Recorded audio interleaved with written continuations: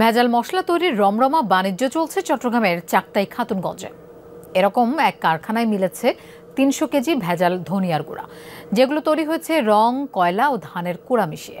কক্সবাজারের খাবার হোটেলে পাঠানোর আগেই চালানটি আটক করে পুলিশ। পরে মালিককে ১ লাখ টাকা জরিমানা ও সতর্ক করে ভোক্তা অধিকার সংরক্ষণ অধিদপ্তর। বাছাইকৃত লাল সরিষার দানা থেকে অত্যাধুনিক কোল্ড প্রেস মেশিনে তৈরি হয় প্রাণ সরিষার তেল, আসল ঝাঁঝে আসল স্বাদে। রং, কয়লা ও ধানের কুড়া মিশিয়ে তৈরি করা হয়েছে বস্তা ভর্তি এসব হলুদ, মরিচ ও ধনিয়ার গুঁড়া। ৩০০ কেজির এই চালান পাঠানো হচ্ছিল কক্সবাজারের খাবার হোটেলে। খবর পেয়ে মঙ্গলবার মধ্যরাতে খাতুনগঞ্জে অভিযান চালিয়ে এসব ভেজাল খাদ্যপণ্য জব্দের পাশাপাশি কারখানা মালিককে আটক করে পুলিশ। গত ৪ বছর ধরে ক্ষতিকারক রং মিশিয়ে মশলা তৈরির ব্যবসা চলছে বলে স্বীকার করেন তিনি। ওদিকে কাস্টমারে বলে যে আমরা লাল না হইলে আমরা মাল নিব না, যে আপনি যত লাল দিতে পারেন আমরা এগুলো দিয়ে গ্রিল মরিচ বানাই, এটি আমরা কাশ্মীরি বানাই, এই কারণে আমার এটা দেওয়া হয়।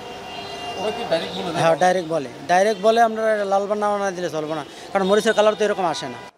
আটকের পর ভোক্তা অধিকার সংরক্ষণ অধিদপ্তরকে খবর দিলে তারা পরীক্ষা নিরীক্ষা শেষে খাদ্যে ভেজাল মেশানো ও ভোক্তাদের সাথে প্রতারণার অভিযোগে অভিযুক্তকে ১ লাখ টাকা জরিমানা করে।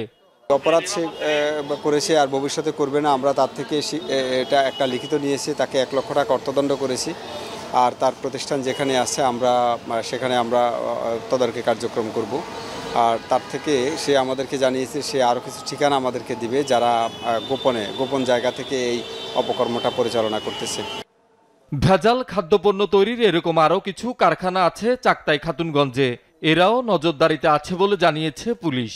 মিল, কারখানা এবং যে জিনিসগুলো আছে এগুলোর পরে আমরা গোপন নজরদারি এবং সরাসরি আমরা প্রত্যক্ষ তত্ত্বাবধান আমরা চালু রাখার চেষ্টা করছি। তারপরেও হয়তো কিছু অসাধু ব্যবসায়ী চেষ্টা করে গোপনে আমাদের আড়ালে যাতে কাজগুলো করতে পারে, তবে আমাদের নজরদারি ইনশাল্লাহ থাকবে যাতে তারা এই ধরনের কার্যক্রমগুলো করতে না পারে। শহীদুল সুমন, যমুনা নিউজ, চট্টগ্রাম।